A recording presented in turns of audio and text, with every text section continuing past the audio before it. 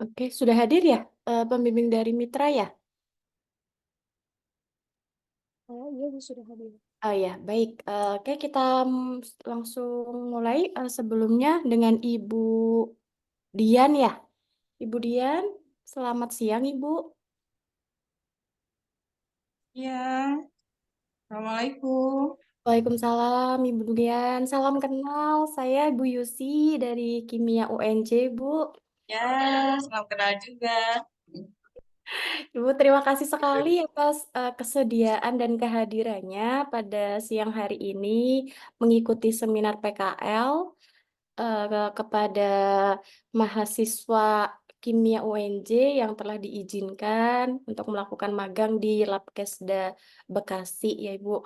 Sebelumnya saya juga mengaturkan terima kasih banyak atas nama program studi Kimia UNJ telah menerima dengan baik mahasiswa-mahasiswa kami untuk menambah wawasan pengetahuannya dengan cara mengaplikasikan teori yang telah didapat di kampus di dunia nyata ya di Labkesda Bekasi, dan tentunya memang Labkesda Bekasi ini sangat sesuai bidang pekerjaannya dengan teman-teman di program studi kimia berkaitan dengan analis ya gitu.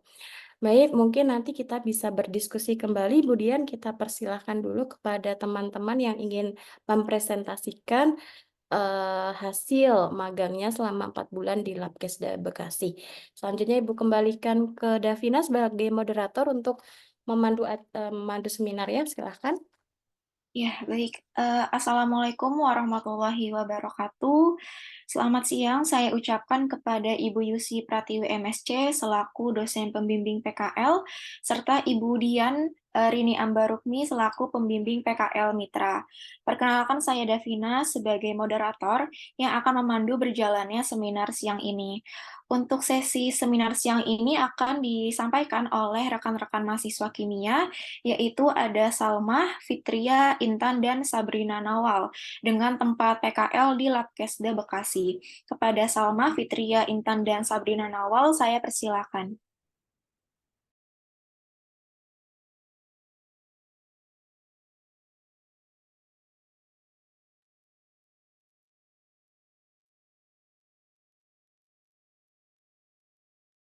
Baik. Assalamualaikum warahmatullahi wabarakatuh.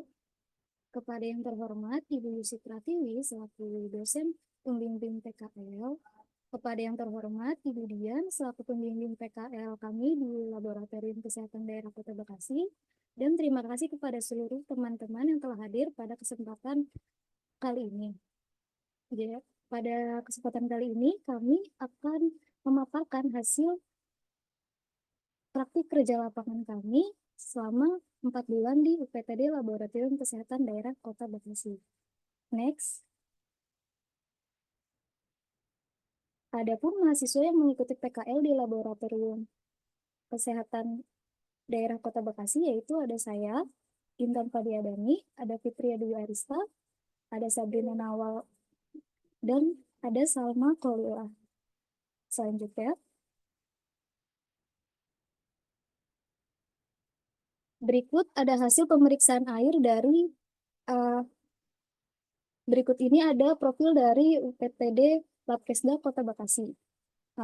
UPTD Labkesda Kota Bekasi merupakan salah satu perangkat daerah yang berfungsi untuk melaksanakan kegiatan teknis dinas di bidang pelayanan kesehatan. Laboratorium Kesehatan Daerah Kota Bekasi memiliki 2 laboratorium, yaitu laboratorium klinik dan laboratorium kesehatan masyarakat. Laboratorium kesehatan masyarakat juga dibagi lagi menjadi laboratorium mikrobiologi dan laboratorium lingkungan. Didukung peralatan yang canggih dan tenaga ahli yang profesional, Laboratorium Kesehatan Daerah Kota Bekasi siap melayani masyarakat dengan pelayanan kesehatan berupa pemeriksaan kepentingan kesehatan perorangan, pemeriksaan laboratorium pada sampel air, kosmetik, hingga makanan untuk mengetahui kelayakan dari sampel. Selanjutnya, lokasinya UPTD Labkesda Bekasi ini berada di Jalan Raya Komodo nomor 305 RT 1 RW 6 Kelurahan Kranji, Kecamatan Bekasi Barat, Kota Bekasi dengan moto mantul, yaitu maju, akurat, nyaman, terpercaya, unggul, dan loyalitas. Selanjutnya, Adapun visi dan misinya. Visinya terwujudnya laboratorium kesehatan daerah yang unggul menuju Kota Bekasi cerdas, kreatif, sejahtera, dan iksan. Untuk misinya, meningkatkan mutu pelayanan Labkesda sesuai dengan standar yang berlaku, meningkatkan kualitas SDM Labkesda, meningkatkan sarana dan prasarana Labkesda, memperluas jaringan kemitraan Labkesda, dan terakhir meningkatkan kesejahteraan pegawai Labkesda. Untuk selanjutnya, akan dijelaskan oleh rekan saya, Salmi. Selanjutnya, kegiatan-kegiatan yang kami lakukan selama PKL sebagai berikut. Pada bagian pendaftaran, kegiatan yang kami lakukan itu melakukan registrasi terhadap sampel air, sampel makanan, sampel usap dubur, sampel usap alat, sampel usap linen, input data pasien pemeriksaan narkotika, dan viral load. Kemudian pada laboratorium lingkungan, kami melakukan pemeriksaan sampel air minum, sampel air bersih, dan sampel air limbah. Selanjutnya, pada laboratorium mikrobiologi, kami melakukan pemeriksaan untuk sampel air, sampel makanan, sampel usap dubur, sampel usap alat, sampel usap linen, dan kami juga membuat media agar untuk tempat pertumbuhan bakteri. Selanjutnya.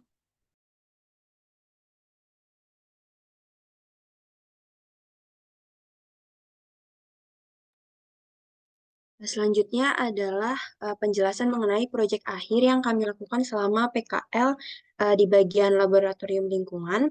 Di sini kami mengambil proyek akhirnya itu berupa analisis parameter fisika dan kimia pada beberapa sampel air minum. Next.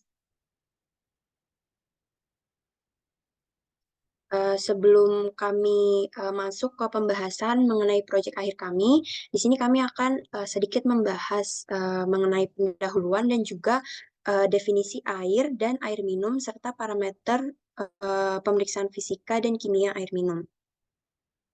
Seperti yang kita tahu bahwa air itu merupakan komponen fundamental yang fungsinya untuk menyokong kehidupan makhluk hidup, baik kita sebagai manusia, hewan, dan juga tumbuhan. Selain itu, sel hidup pada makhluk hidup sebagian besar itu tersusun oleh air, di mana pada sel hewan itu terkandung lebih dari 67% air, kemudian pada sel tumbuhan mengandung lebih dari 75% air, dan pada manusia sendiri 60% dari berat badan kita itu adalah air. Nah, sehingga manusia ini sangat memerlukan air untuk menjalankan setiap aktivitas metabolisme di dalam tubuh, yang jika tubuh kita kekurangan air nantinya akan menimbulkan penyakit kronis maupun akut yang dapat berujung pada kematian. Nah, kemudian air juga banyak berperan dalam menunjang kebutuhan hidup kita sehari-hari sebagai manusia. Contohnya itu seperti kita gunakan air untuk minum, memasak, mencuci, mandi, kemudian untuk pertanian, dalam menjalankan industri, dan masih banyak lagi kegunaan-kegunaan air yang kita gunakan dalam kehidupan sehari-hari. Selanjutnya, berdasarkan Permenkes atau Peraturan Menteri Kesehatan Republik Indonesia Nomor 492 Tahun 2010 tentang persyaratan kualitas air minum, dijelaskan bahwa definisi air minum sendiri adalah air yang telah melalui ataupun tanpa melalui proses pengolahan yang memenuhi syarat kesehatan dan dapat langsung diminum. Nah, sedangkan air minum yang aman untuk kesehatan, yang aman untuk kita konsumsi adalah jika telah memenuhi persyaratan fisika, kimia, biologis, dan juga radioaktif yang dimuat dalam parameter wajib dan parameter tambahan. Lalu untuk taraf kebutuhan air itu akan berbeda di setiap tempat dan juga daerah, serta di setiap taraf kehidupan. Begitu juga untuk kebutuhan air minum yang akan selaras dengan jumlah populasi di suatu daerah, di mana semakin tinggi populasi di daerah tersebut, maka kebutuhan air yang digunakan oleh masyarakat juga akan semakin meningkat. Sehingga untuk mengontrol air minum yang dikonsumsi oleh masyarakat, di sini kami melakukan analisis parameter fisika dan kimia untuk beberapa titik pengambilan sampel. yaitu terdiri dari reservoir sumur batu 22, depot air minum isi ulang Dimas Filter Kota Bekasi, kemudian PDAM Tirta Patriot Bekasi, wilayah pelayanan Telaga Mas, dan juga air minum biru daerah Medland Cilengsi. Next.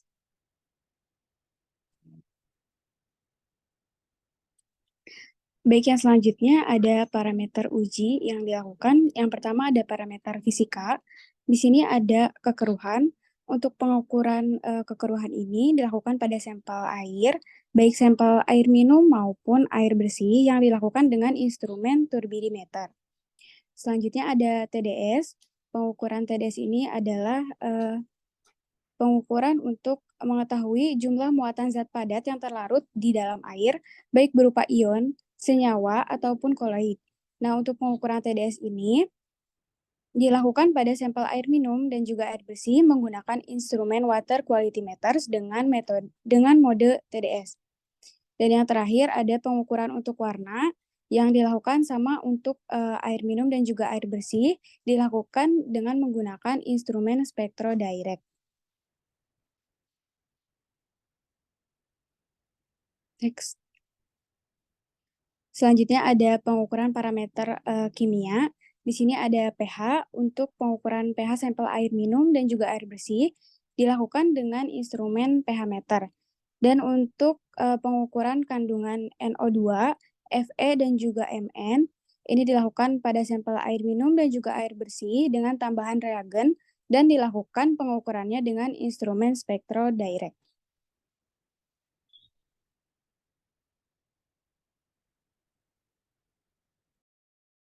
Ya, baik, selanjutnya kita akan membahas hasil dan pembahasan dari proyek akhir kami masing-masing.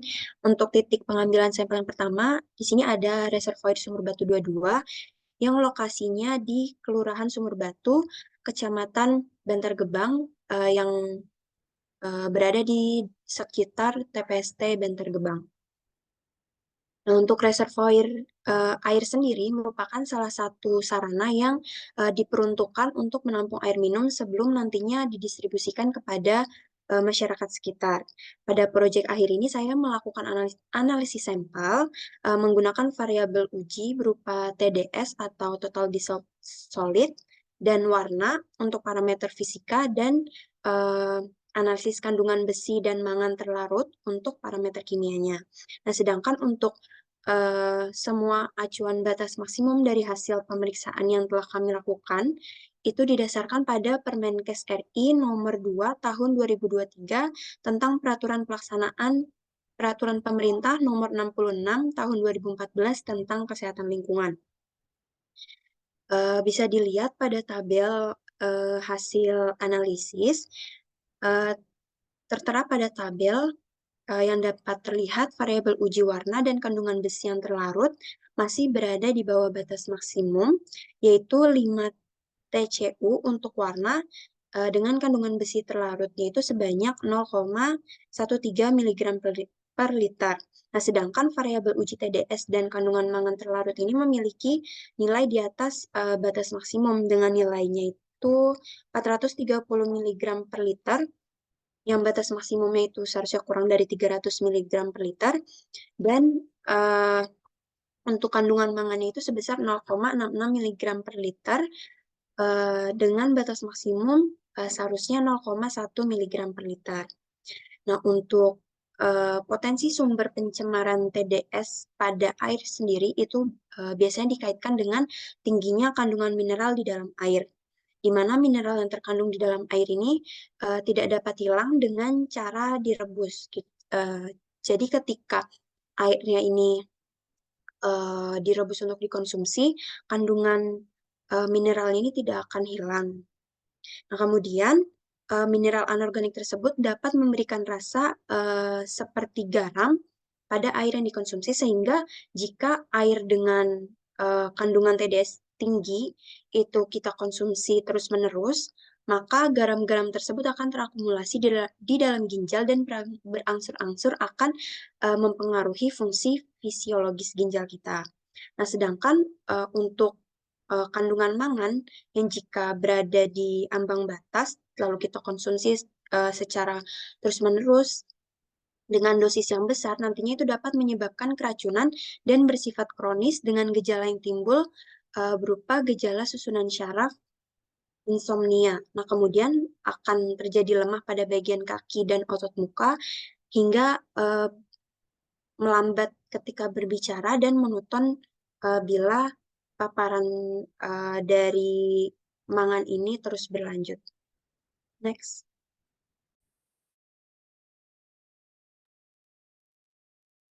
Selanjutnya ini ada hasil pemeriksaan air minum dari Depot Air Minum Dinas Filter Kota Bekasi. Dengan parameter fisika yang diuji yaitu bau dan warna, dari hasil pemeriksaan diketahui air ini tidak berbau dan memiliki nilai 0 TCU atau True Color Units atau tidak berwarna. Hasil ini sudah sesuai dengan Peraturan Kemenkes Nomor 49 Tahun 2010 tentang persyaratan kualitas air minum, bahwa air minum yang baik adalah air minum yang tidak berasa, berwarna, dan tidak berbau. Kemudian hasil analisis kandungan Fe-nya yaitu sebesar 0 mg per liter atau kurang dari batas maksimumnya yaitu 0,2 mg per liter. Dan kandungan nitritnya sebesar 0 mg per liter atau di bawah batas maksimumnya yaitu sebesar 3 mg per liter, yang berarti air minum ini telah memenuhi syarat Permenkes tentang air minum. Selanjutnya,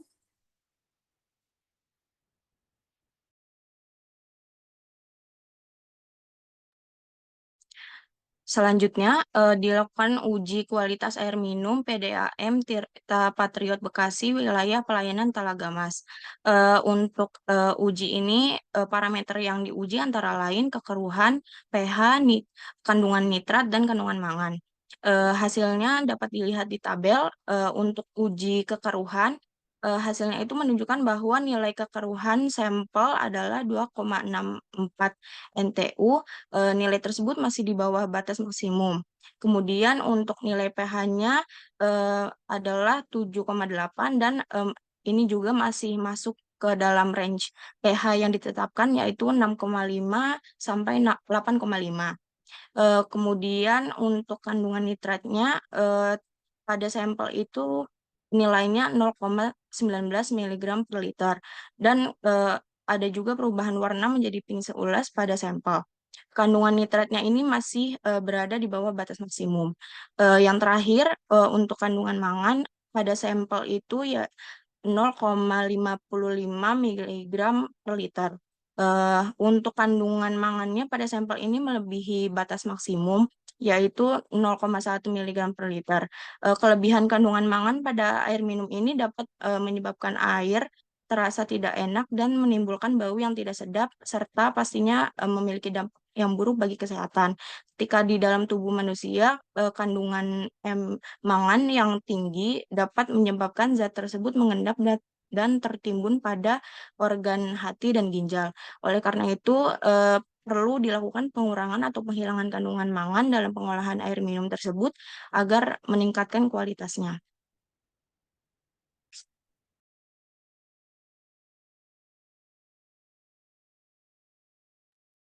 Selanjutnya dilakukan pengujian pada air minum biru Medland Cilengsi. Air minum biru ini merupakan air depot isi ulang yang disalurkan kepada masyarakat. Nah, dari tabel dapat dilihat bahwa hasil dari uji mulai dari pH, TDS, kekeruhan, dan juga kandungan NO2 tidak ada yang melebihi batas maksimum.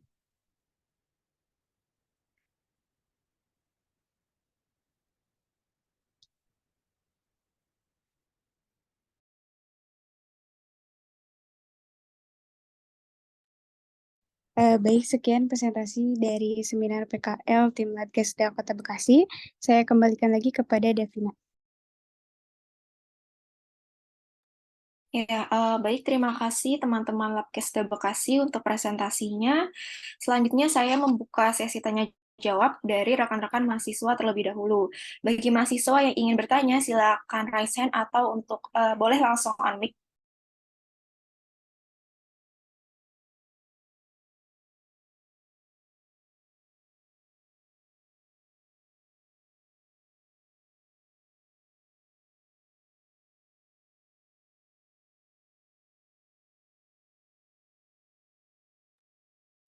Ayo teman-teman mahasiswa yang ingin bertanya.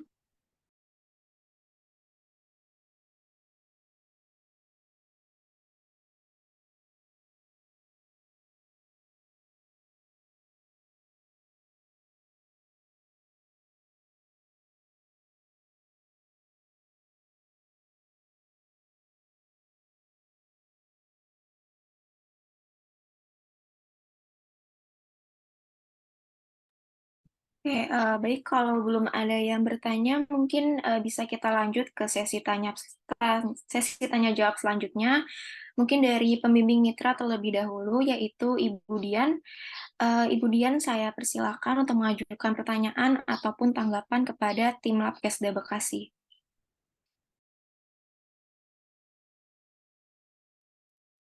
Baik, terima kasih Mbak Davina. Eh, Kepada teman-teman, saya ucapkan dari Labkesda Kota Bekasi, terima kasih kemarin sudah membantu kami ya selama 3 bulan di sini sharing ilmu, kemudian bekerja sama, gitu ya. Kami dari Labkesda juga sangat berterima kasih dan terbantu dengan kehadiran teman-teman kemarin ke Labkesda.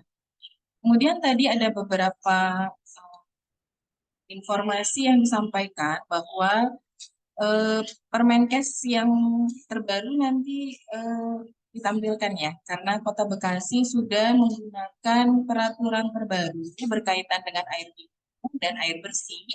Jadi tidak mengacu lagi pada Permenkes tahun 2010 tadi ya. Ya, jadi pakainya adalah kita sekarang menggunakan Permenkes nomor 2 tahun 2023. Nah, itu mencakup air minum, air bersih, kemudian air kolam renang, gitu ya, itu masuk di sana.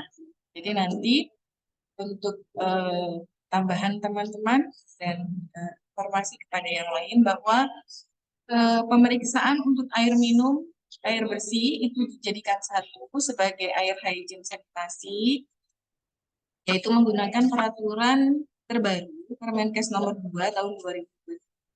Sehingga untuk peraturan yang lama maka secara otomatis dihapuskan atau tidak berlaku kembali, gitu ya. Nah, karena memang sosialisasinya di tahun 2023 kemarin, maka beberapa Labkesda ada yang sudah menerapkan, ada yang belum. Tapi untuk Kota Bekasi sudah mulai menerapkan peraturan tersebut di bulan Agustus sebenarnya. Tapi juga itu dengan berbagai macam uji validasi yang harus dilakukan. Nah, berganti metode dan berganti parameter. Begitu. Jadi nanti teman-teman bisa dibaca kembali Permenkes terbaru, yaitu nomor 2 tahun 2023 ya, sebagai acuan dasar untuk kategori air minum dan air bersih pada pemeriksaan depot atau pelanggan umum lainnya. Kemudian kemarin juga teman-teman juga melakukan tidak hanya sekedar pH, TDS, turbidi, kemudian kekeruhan dan sebagainya, tetapi juga melakukan pemeriksaan logam ya, pemeriksaan logam secara spektro, kemudian juga pemeriksaan logam secara spektrofotometer serapan atom atau AAS ya, absorpsi. Nah itu memang tidak di ini ya, tidak dibahas di sini ya maksudnya. Jadi kalau Iya, memang Bu. ya, jadi kalau memang mau dibahas nanti bahwa di Labkesda Kota Bekasi juga kita memberikan pemeriksaan berkaitan dengan logam berat, yaitu di AS. Kebetulan logam beratnya di Labkesda Kota Bekasi itu baru bisa 10 ya kemarin teman-teman ya, karena memang lampunya hanya 10. Kemudian kalau untuk di spektrofotometri kita melakukan pemeriksaan berkaitan dengan logam berat, tetapi kemarin sudah kita bahas range-nya tidak seluas dibandingkan dengan range yang ada di AS. Mungkin seperti itu ya. Kemudian apalagi? Kalau di mikrobiologi memang tidak ditampilkan ya, Iya, Bu. karena ini hanya untuk kimia saja ya. Karena teman-teman teman-teman ini juga di Labkesda Kota Bekasi juga beberapa 1 bulan ya teman-teman ya, 1 bulan di laboratorium mikrobiologi ya. Iya, Bu. Nah, di laboratorium mikrobiologi itu melakukan em, pembuatan media gitu ya. Bahkan juga ada yang sampling ke lapangan ya, melakukan sampling angka kuman ruangan di lapangan gitu ya, sampling air minum dan air bersih di lapangan gitu ya. Iya, Bu. Dan juga melakukan aktivitas kemarin ada beberapa sampel masuk sampel PCR ya, sampel COVID. Nah, ada beberapa teman-teman juga mengerjakan sampel COVID kemarin sempat untuk para nakes ya, itu mengerjakan sampel COVID secara PCR ya. Iya, Bu. Jadi ya kalau memang ya apa ya, kalau memang tidak dibahas ya, artinya memang tidak dibahas tuh dibahas secara apa namanya detail, mungkin nanti bisa ditambahkan bahwa juga ada pemeriksaan yang teman-teman lakukan gitu kan. Jadi melakukan apa, kemudian PCR melakukan apa gitu ya. Karena lab PCR itu juga bergabung dengan lab klinik ya. Di sini kita juga ada lab klinik. Tapi lab klinik karena teman-teman dari kimia tidak terlalu dilibatkan di dalam laboratorium klinik karena berkaitan dengan kimia darah dan hematologi ya. Jadi tidak Iya, masuk Bu. ke sana ya. Mungkin itu saja teman-teman. Terima kasih. Assalamualaikum. Waalaikumsalam warahmatullahi wabarakatuh. Ibu langsung masuk saja ya, Davina ya. Terima kasih Bu Dian atas tambahannya, karena memang ternyata memang banyak sekali aktivitas yang dilakukan teman-teman mahasiswa di Labkesda Bekasi. Nah, tadi Ibu sudah menyinggung tentang mikrobiologi, menggunakan PCR dan sebagainya, itu memang analisis logam itu memang di kampus pun mereka juga mendapatkan teorinya, itu di mata kuliah bioteknologi. Jadi memang di kimia itu kan ada 5 bidang keilmuan, Bu. Ada kimia organik, kemudian kimia fisik, kimia anorganik, biokimia, dan satunya analitik. Nah, tadi memang teman-teman fokusnya membahas tentang parameter sifat fisika ataupun sifat kimia dari air ya, Ibu ya. Ini memang kemarin karena memang banyak agenda ininya, saya minta untuk keterbatasan waktu juga. Jadi untuk di laporan saya minta untuk semuanya dibahas, tapi untuk saat presentasi seminar mungkin ada bagian-bagian saja yang dipilih, tapi memang untuk seperti PCR, biotek ya, berkaitan tentang bioteknologi, kemudian penumbuhan kultur di media agar, lalu analisis logam dengan AS itu memang bidang kajian mereka juga di kampus. Jadi memang nanti mungkin akan ditambahkan di laporannya, diperbaiki kembali untuk mendeskripsikan, menceritakan alur analisis dari logam ataupun sampel-sampel plasma ya terkait dengan human yang dilakukan dengan teknik RT-PCR ataupun yang PCR.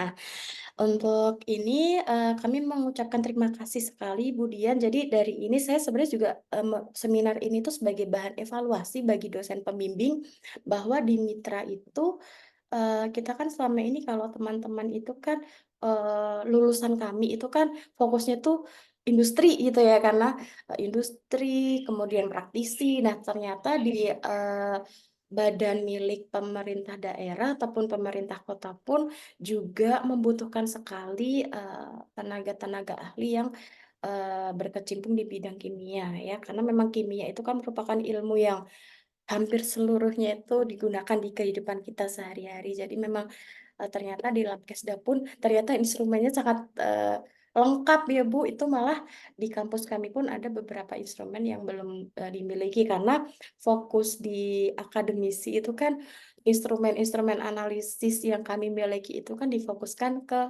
bidang risetnya. Jadi mungkin ada yang risetnya ke sini ya memang hanya ada instrumen itu. Nah, bagaimana dengan instrumen lain yang lebih advance dan sebagainya. Memang biasanya kalau kami tidak ada, kami akan melakukan branding atau melakukan kerjasama, istilahnya kerjasama riset. Nah, kebetulan untuk saat ini dengan Labkesda Bekasi dari Prodi Kimia baru sebatas menjalankan kerjasama PKL atau magang MBKM dengan kewajiban 20 SKS, sehingga memang agak panjang ini waktunya karena memang kalau magang hanya 1-2 bulan itu belum cukup ya Bu. Iya, baru kenalan langsung kembali lagi. Jadi memang 4 bulan ini memang 4-5 bulan itu memang intens sekali mahasiswa kami untuk mengaplikasikan teori yang diperoleh di kampus ke dunia nyata.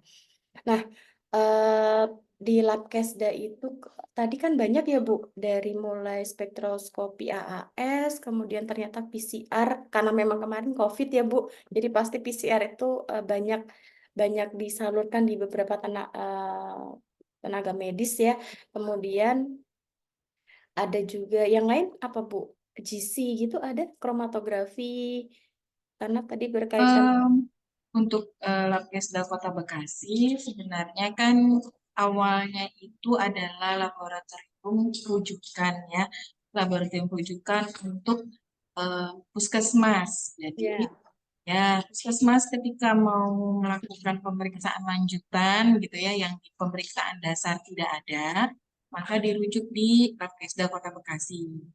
Nah, di tahun 2023 ini, Kementerian Kesehatan itu memiliki wacana dan sedang coba direalisasi bahwa Labkesda akan berubah namanya menjadi Labkesmas. Jadi Laboratorium Kesehatan Masyarakat. Jadi tidak hanya berkaitan dengan darah saja, darah dan urin dan sebagainya yang berhubungan dengan sampel dari manusia, gitu ya, buangan manusia. Tetapi nanti akan dibahas mengenai lingkungannya. Jadi nanti lebih ke air, makanan, minuman, kasus keracunan, gitu ya.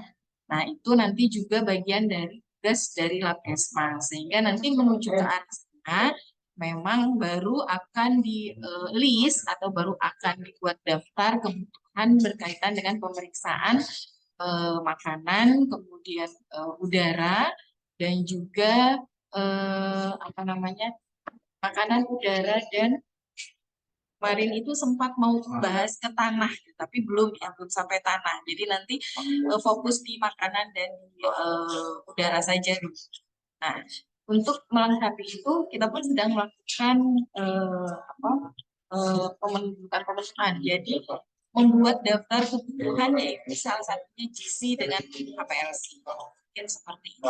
Jadi LCMS kalau sekarang ya dengan GCMS. Tapi bedanya bedanya punya pemerintah dengan swasta adalah kalau pemerintah itu harus menunggu dananya dari kota dan negara, gitu ya. Ada nggak dana untuk pembelian alat itu? Jadi nggak bisa langsung ujuk-ujuk sekarang minta besok ada barangnya, nggak bisa gitu.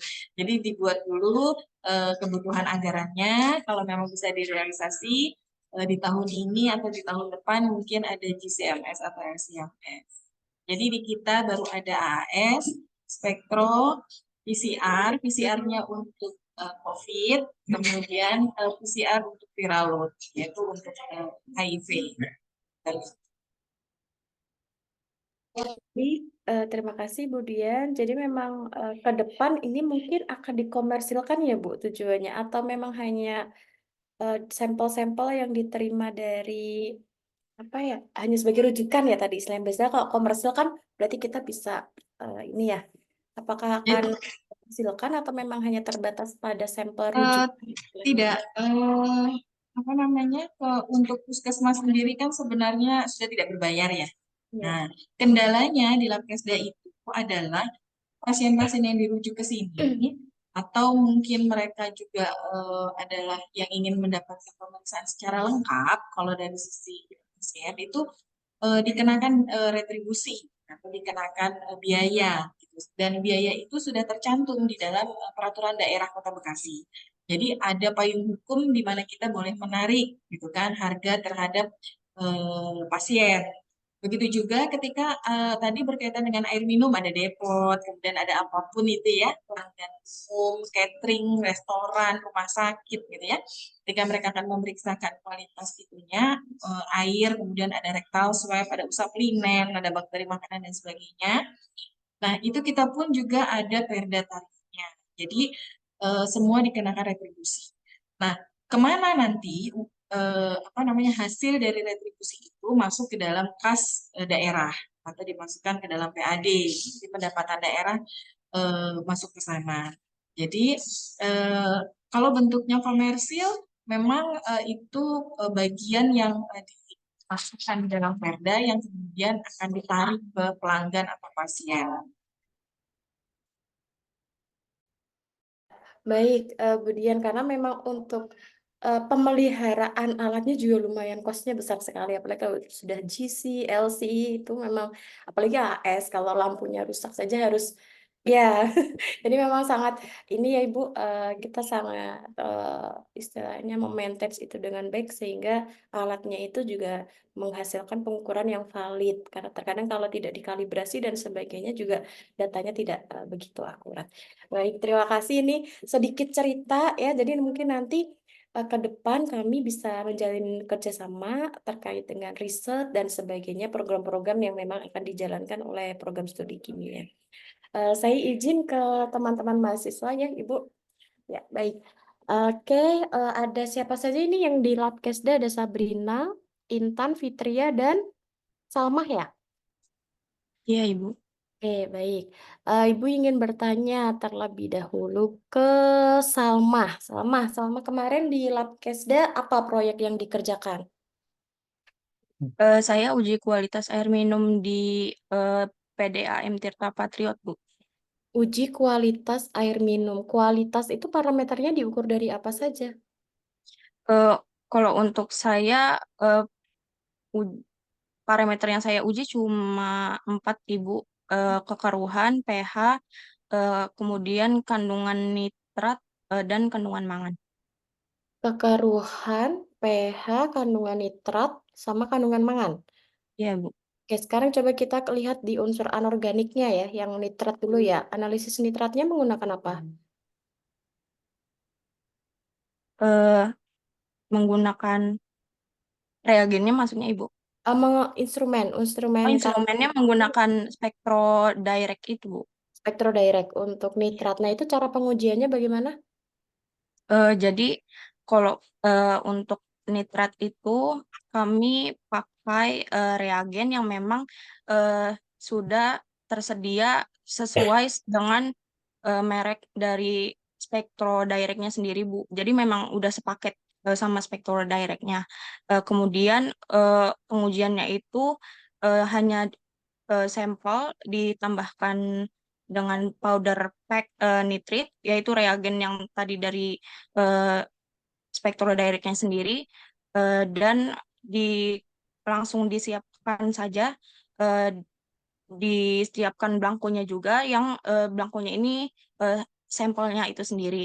Kemudian untuk penggunaan spektrodirectnya sendiri itu nanti tinggal em, kita udah ada buku panduannya gitu, Bu, untuk memasukkan berapa panjang gelombang yang sudah langsung sesuai dengan logam yang kandungan yang ingin kita periksa.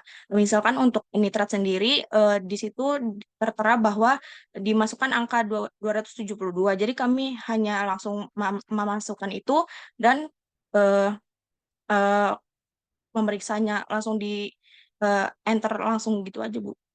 Kemudian langsung keluar hasilnya, jadi lebih efisien. Oke, kemudian itu untuk nitrat ya. Jadi ada reagen spesifik ya.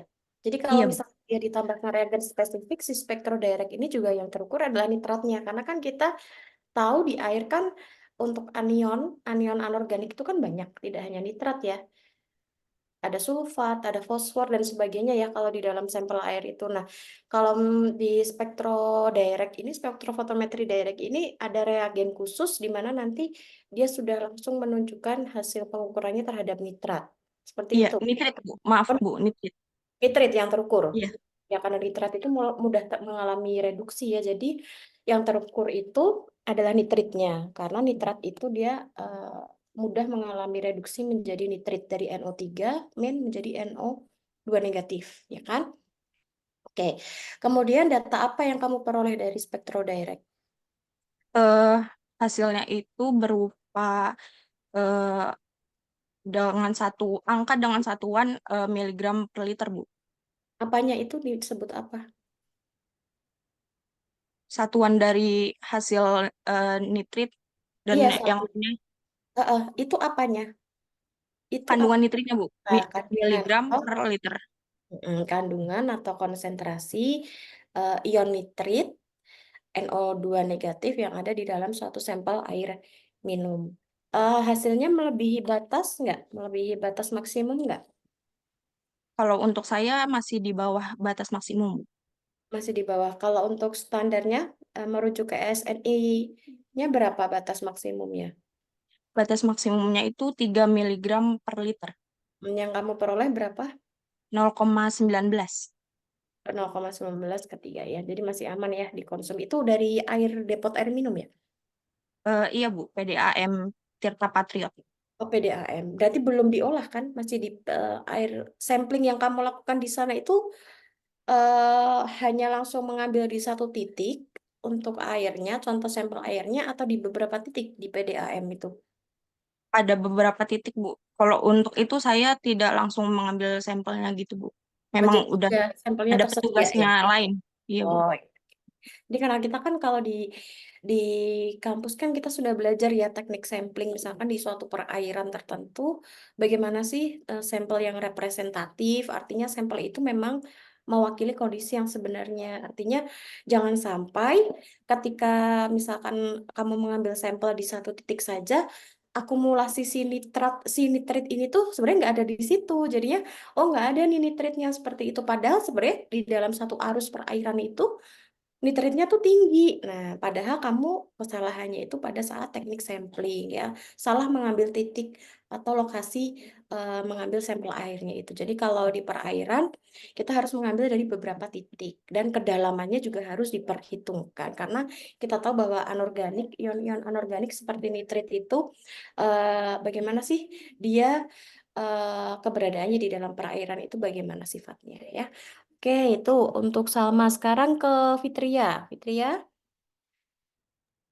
Iya, Ibu. ya Fitria apa kemarin proyeknya?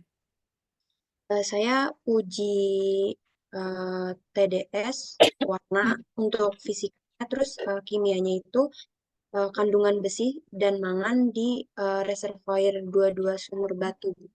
Oke, kandungan besi dan mangan. Ya, Iya, Ibu.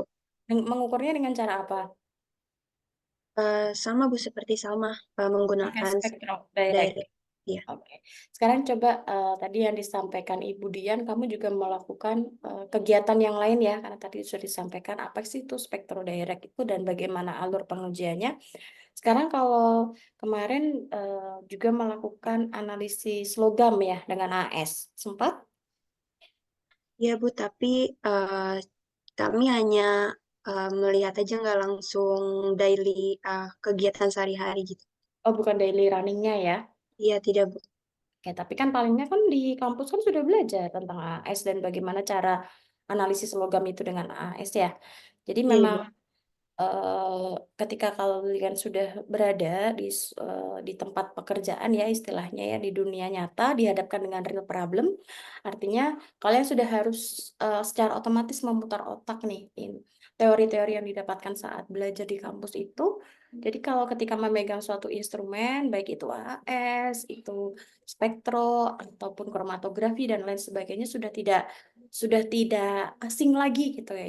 Ibu berharap teman-teman mahasiswa juga seperti itu ya, karena kan magang itu kan untuk menyiapkan kalian ya, untuk menyiapkan kalian nanti di dunia pekerjaan itu seperti apa. Jangan sampai di tempat magang itu, aduh Bu, belum pernah nih Bu. Memang di kampus kita untuk instrumentasi analisis tidak begitu lengkap. Bahkan ada beberapa yang tidak running ya, karena mungkin ada kerusakan dan lain sebagainya. Tapi bukan berarti itu menjadi suatu alasan ketika kalian ditanya oleh pembimbing mitra, belum pernah mencoba sih, oke, karena memang tidak pernah memegang, tapi teorinya kalian sudah diperoleh semua saat belajar di kimia analitik ya.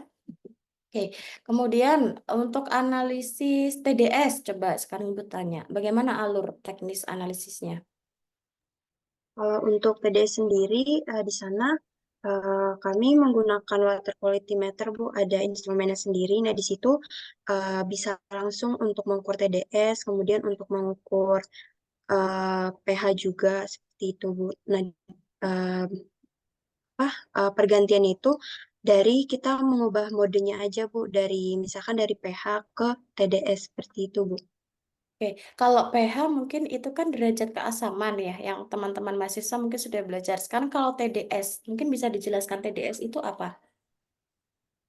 Ya, Bu. Kalau TDS itu em, kandungan jumlah zat padat yang terlarut yang ada di dalam sampel airnya itu, Bu, dapat berupa ion, senyawa ataupun koloid, seperti itu, Bu.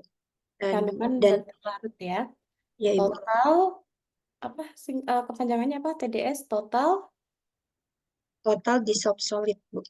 total subsolid. Oke. Nah, ini sebenarnya biasanya tuh dipelajarinya di mata kuliah kimia lingkungan ya.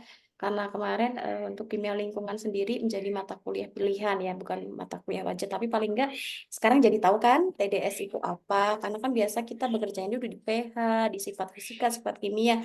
TDS ini memang dia parameter perairan ya, berkaitan dengan lingkungan perairan.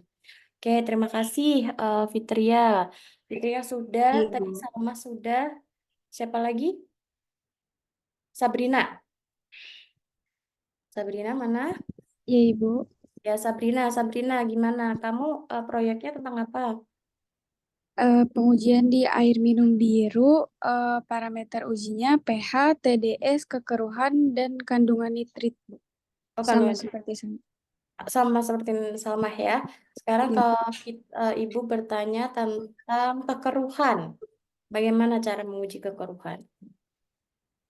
Kalau kekeruhan itu ada alatnya, Bu, namanya turbidimeter. Jadi kita tinggal masukin sampelnya sekitar 10 mili, terus nanti bisa langsung keluar Bu hasilnya. 10 ml itu sampel air tanpa ada preparasi terlebih dahulu langsung dimasukkan atau bagaimana? Iya, Ibu, langsung dimasukin, Bu. Tanpa preparasi ya. Iya. Terus kemudian setelah dimasukkan ke instrumennya, data apa yang didapatkan? Data si kekeruhannya itu, Ibu, kan ada rentangnya gitu ya, Bu. Nah, Mm-mm. yang didapat Sabrina itu 1,08. Nah, untuk batas maksimum dari kekeruhan dari sampel air itu kurang dari 3, Bu. 1,08 batas Iya, maksimum kekeruhan air itu adalah kurang dari 3. Oke, jadi iya, Bu. masih aman ya, masih dalam batas. Oke, kemudian Sabrina mungkin bisa diceritakan tentang dikenalkan nggak di sana tentang bagaimana sih teknik penumbuhan kultur tadi ya, pakai ada lab mikrobiologi kan? Nah, coba Ada, Ibu. teman-teman nih, kegiatan apa saja yang kamu lakukan di lab mikrobiologi? Kalau di lab mikrobiologi untuk pengujian airnya itu eh, ada di alatnya itu ya, Bu. Eh, jadi nanti airnya itu dilakukan eh, filtrasi gitu, Bu. Jadi di filter nanti ada membran filternya juga. Di airnya itu akan menembus membran filter. Nah, dari si kertasnya itu nanti ditumbuhin ke media agarnya, lalu nanti diinkubasi selama 1 kali 24 jam, lalu nanti bisa terbaca hasilnya. Kalau misalnya si airnya itu terdapat bakteri E. coli, itu nanti muncul titik-titik berwarna biru. Kalau misalnya ada bakteri coliform, itu warnanya ungu, Bu.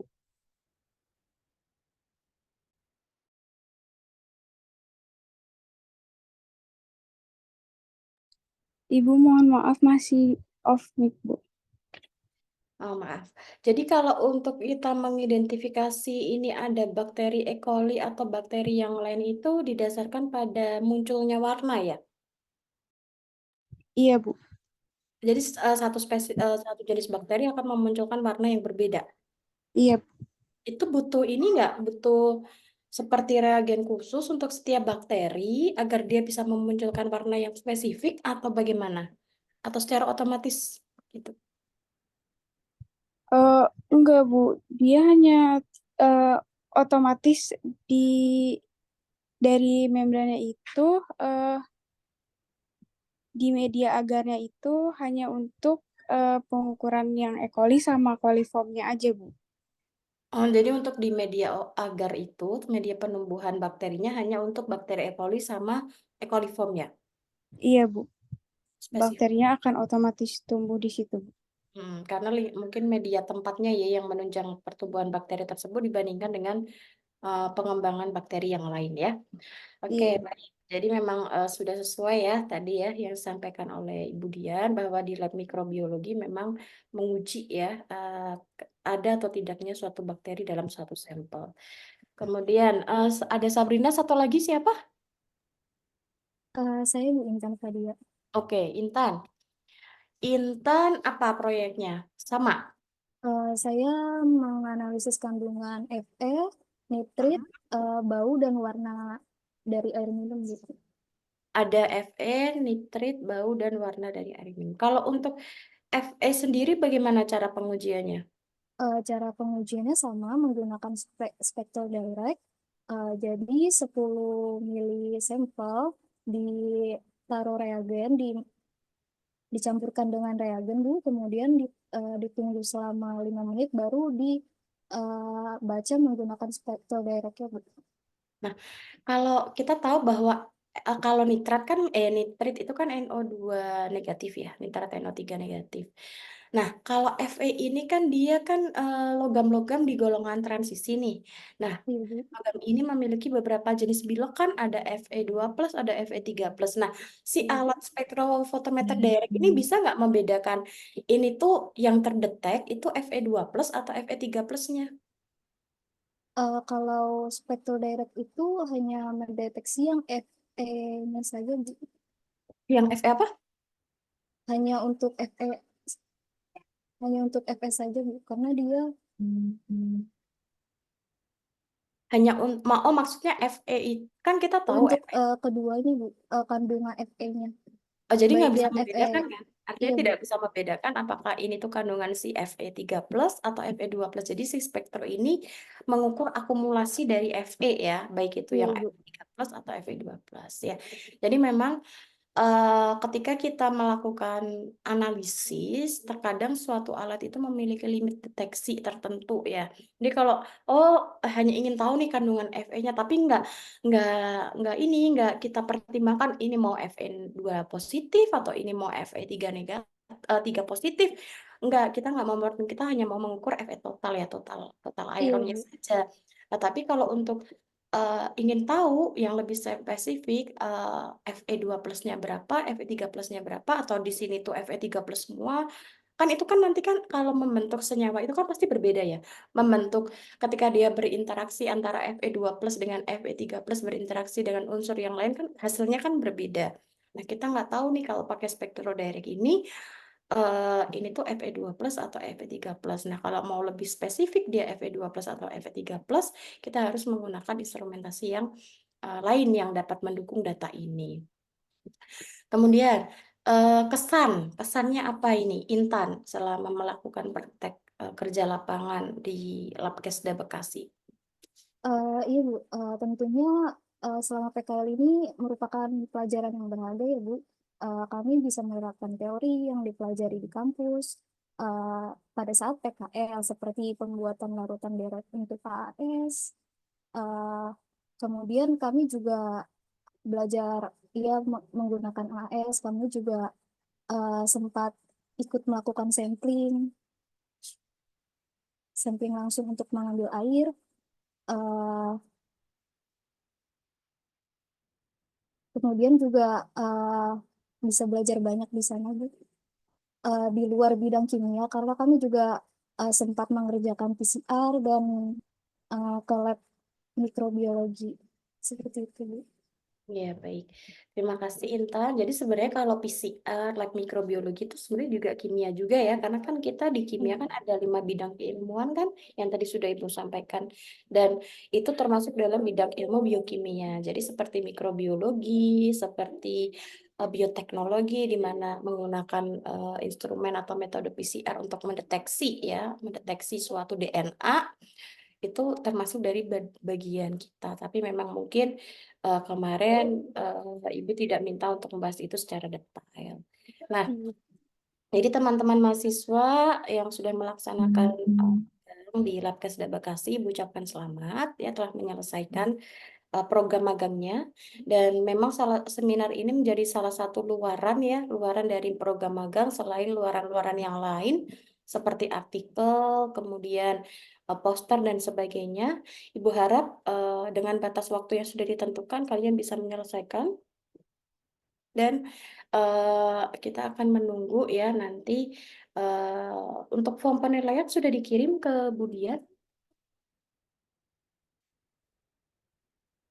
Budian,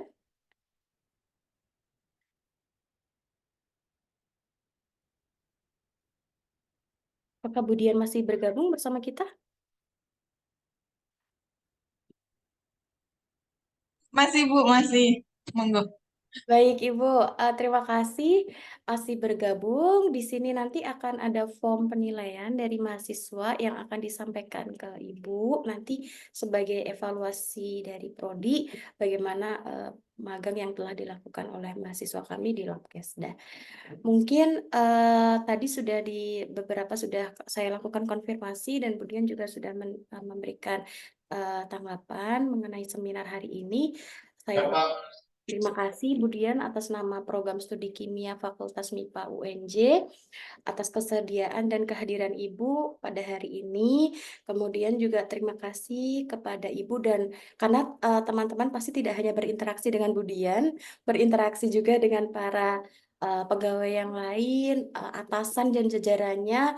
Mohon maaf apabila selama melakukan interaksi ada kesalahan atau mungkin ada kekurangan, karena memang selama mahasiswa belajar di kampus teori-teori dan praktikum ya, jadi masih hanya berinteraksi dengan teman sebaya dan dosen pun juga jarang ya Bu, kalau untuk praktikum biasanya langsungnya ke asisten lab. Nah, mungkin ketika mereka sudah di Labkesda ada beberapa Bapak Ibu yang lain yang mungkin teman-teman belum pernah ketemu, jadinya mungkin adaptasinya juga masih butuh proses dan sebagainya. Dan mungkin dari teman-teman juga pasti ingin menyampaikan ucapan terima kasih, dan semoga nanti ke depan ini menjadi suatu awalan bagi kami juga program studi kimia dan mahasiswa adik tingkatnya, bahwa Labkesda baik di Bekasi, di Jakarta, dan di Jabodetabek juga bermitra dengan program studi kimia, karena memang ternyata memiliki instrumen yang lebih lengkap malahan ya Bu ya. Baik, mungkin itu saja, dan kami juga memohon maaf ya sebesar-besarnya atas nama program studi belum dapat melakukan kunjungan ke sana Ibu, tapi semoga nanti ke depan dengan program yang lebih terarah dan sudah ada desain secara teknis bagaimana dosen harus melakukan kunjungan ke mitra, akan ada kunjungan ke mitra di waktu tertentu. Baik, mungkin itu saja, kami ucapkan terima kasih Ibu Dian. Ibu kembalikan ke Davina selaku moderator untuk menutup seminar pada siang hari ini. Silakan Davina. Ya, baik. Sepertinya berakhir sudah sesi seminar PKL siang hari ini. Saya ucapkan terima kasih kepada Ibu Yusi dan Ibu Dian, serta teman-teman yang sudah menyempatkan hadir. Saya Davina, pamit undur diri. Wassalamualaikum warahmatullahi wabarakatuh.